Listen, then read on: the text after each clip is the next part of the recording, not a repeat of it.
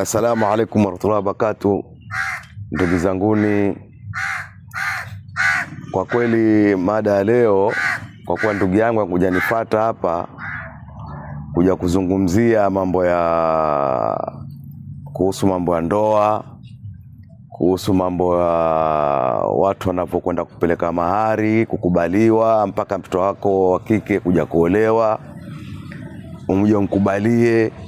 Hilo ni wazo moja ambalo darasa nzuri sana na inatakaniwa muda mrefu sana, lakini kwa ufupi, kwa mahojiano na kutoa ile busara, si vyema kwa wazee kwamba kuja watu wa upande wa umeni kuja kutaka mtoto wako wa kike basi afanywe mahari yawe ghali mno, na pengine wenyewe watoto washapendana, wenyewe washaelewana, mpaka akamwambia mwenzake njoo kwetu ulete maneno. Sasa ile maneno mtu anakwenda jifunganya, ameeleza wazazi wake, anakuja mpaka pale nyumbani kwa binti, lakini pengine mzazi wa binti hamtaki yule bwana anataka kumwoa mwanawe. Sasa badala ya kisingizio kwamba kumwambia kwamba mimi sikutaki, amwekea mahari pengine 300,000, 400,000 ama 500,000. Sasa mahari yale atakapokuwa ametolewa, hayo maisha atakwenda anzwa vipi kwa mtoto wake ashaolewa pale ndani, ashachukuliwa? Wataanzia wapi wale? Ni kama kufukuzwa, kuambia kwamba wewe usije, hatutaki uje umoe mtoto wako, ambapo sivyo. Na jambo kama lile kwa wale wazee waliotumwa kuja kuzungumza mambo yale, wakiona kwamba hapa sipo, watakwenda mwambie yule mtoto wao kiume kwamba yule pale si mahali, watu wako hawakutaki, maana ile message ndio watakuwa shaipata watu wazima. Sasa ikiwa utamwambia vile kwamba watu kwa mke, wazazi wa kwa mke hawamtaki yule mume, wale watakuja zungumza, watakuja ile wale watakuja zungumza na yule bibi harusi ambaye wamtaka kumooa. Bibi harusi akiona kwamba babangu anifanya hivi, kwamba ataka mahari mingi ili mimi siolewe, sasa watazungumza yenyewe kando kando, mwisho wa kike, mtoto wa kike yuatoka yukimbia aenda kwa yule bwana, wanakwenda fanya uzinifu ambao ni makosa. Changio kubwa itakuwa ni mzee, babake mtoto wa kike ndio atakuwa amechangia. Kwa sababu nini? Ameweka mahari juu.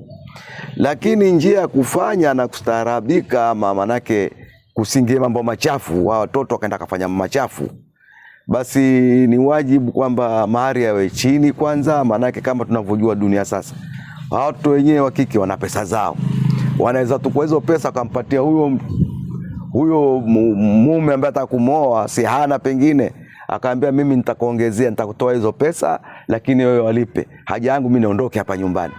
Sasa itakuwa kwa umemtengenezea mtoto wako wa kike, ama utakuwa umemharibia?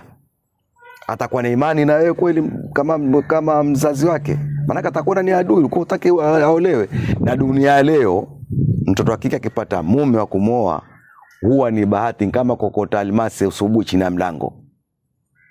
Watoto wa kike watafuta waume kuwaoa, hata wenda kwa wengine wa kufuru haswa, wenda kwa waganga kutafuta olewe.